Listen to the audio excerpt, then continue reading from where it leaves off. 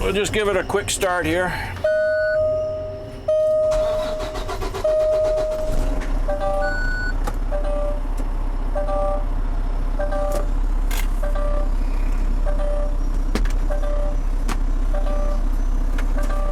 Take a peek, see, check my tires out, give them a good kick, check my suspension, my lights, look up and down.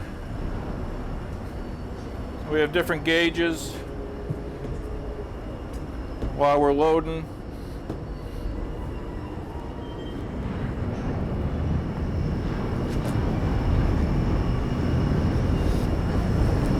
Check my lights, 4 ways.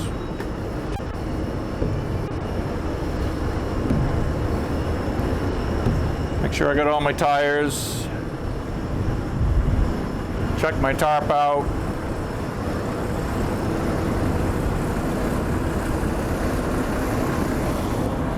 Check all my tires. Everyone all want to have flats. Take a peek, see inside. Make sure I have no damage on the inside.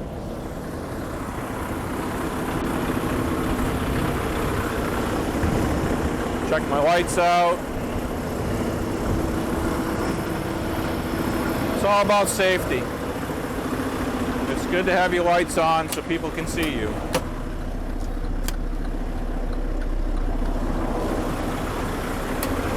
Looks good.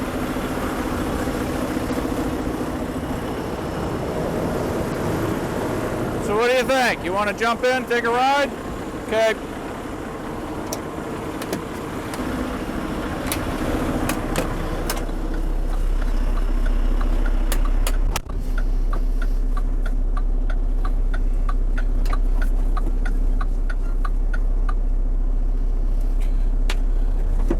So we'll take a ride down to I'll show you the scale, because typically we have to get an empty weight, and then we go around to what we call the reclaimer.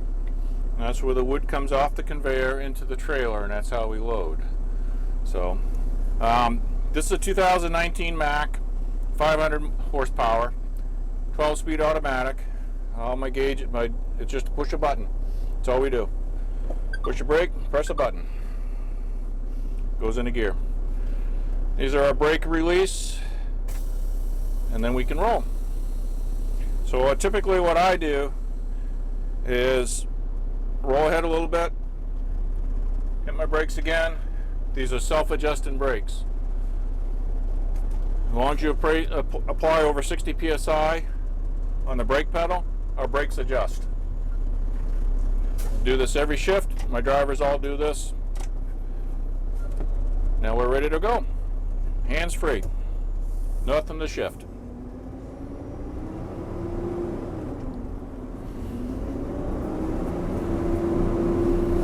As you can see, we have mirrors everywhere. That's how we see. We have mirrors to see down the side. We have mirrors in the front.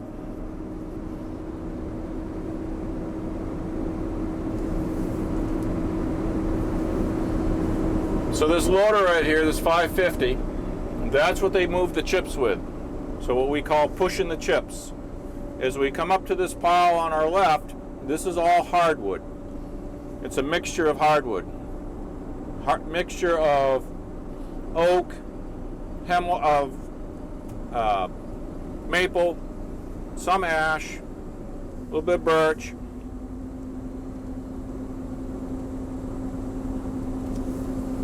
That chute right there, that's what we call the reclaimer.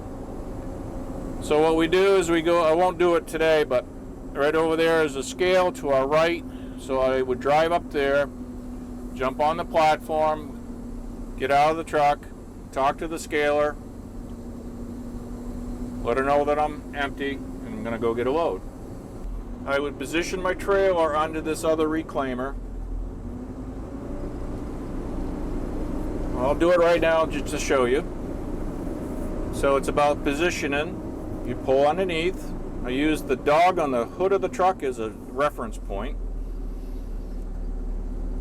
I watch my mirrors, get to a certain point, and I stop. So if you were to look out the back window, you can see the chute positioned in the trailer. and I would get out, push a button, and the chips go in the trailer, and I just continue ahead. I have a gauge right here that I watch for my weight. We load by weight. And I also have another gauge on my truck that I can watch my weight. So as we load, I'm watching the chips. There's a mirror. I'm watching the chips go into my trailer, and I'm just, as they go in the trailer, I continuously pull ahead until I get to a certain point, a reference point. I'm going faster than what we normally load. It takes 8 minutes to put 33 ton of chips in my trailer. So it's pretty quick. So I get to a certain point in the mirror.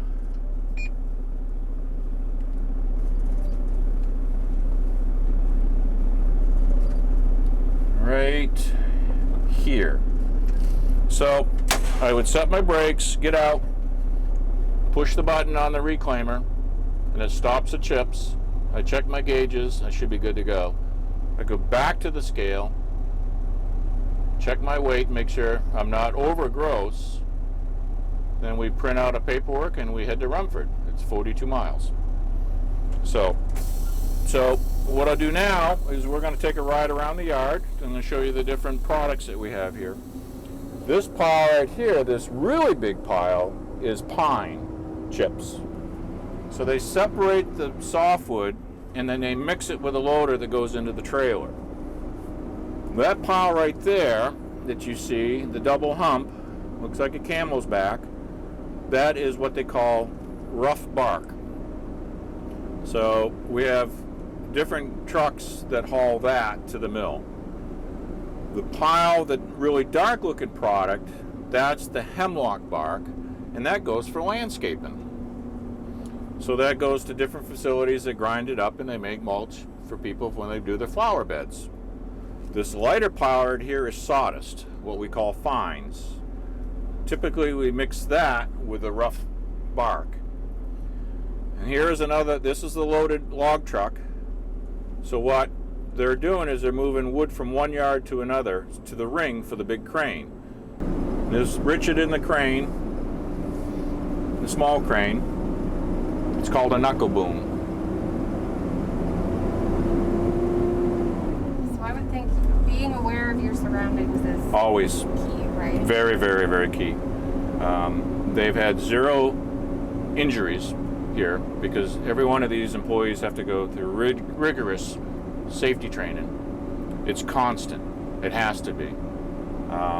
So they have no injuries. A person could get seriously hurt on this facility. But you can see the different woods again. And so this is all hardwood. We come up to this one reference point, what it is. This is all the oak goes right here. But when they get up to this one log that's been there forever, it's a big old sugar maple.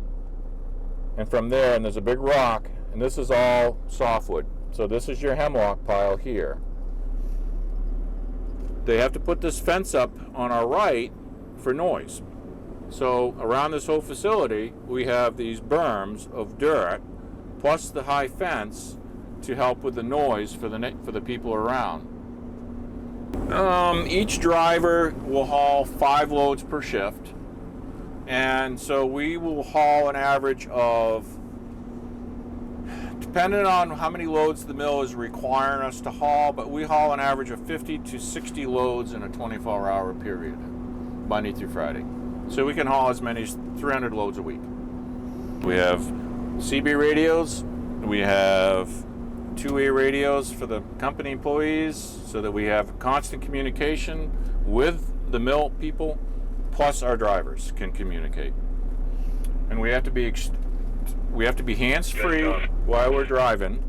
So no drivers are allowed to talk on their phone and hang on to their phone. It's against the law. So we have phone holders for the drivers so they can put their cell phone in here, and that's what this cord is. This is for his mic so that he can have it so that he can be hands-free while he's driving. So we park, we try to, just something that we take pride in doing, we try to line our trucks up across, and we just pull the knob, set our brakes, turn our lights off, shut our truck off, and we're done.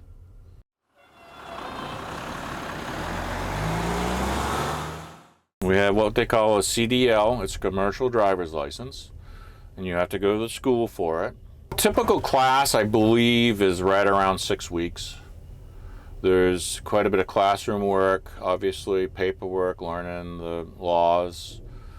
Then they do hands-on out in the yard, the different trucks, moving the truck, shifting the truck, hooking up to a trailer, the different brake systems, the electrical, how to hook a trailer to a truck. I mean, there's procedures.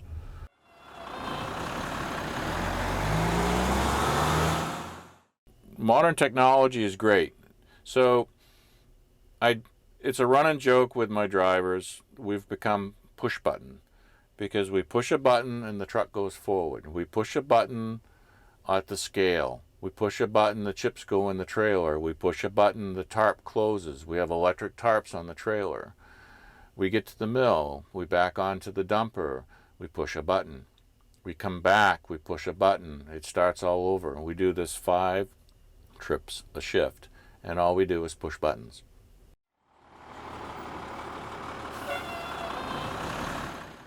As far as helping the community, I try to instill into my drivers safety out on the road.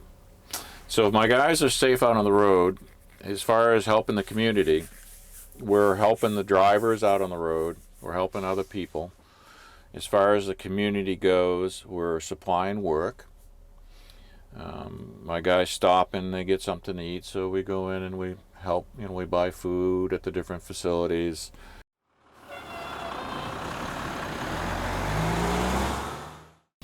Kids most generally wave. They have the universal sign of pumping their arms, so they want the air horn. That's what they want.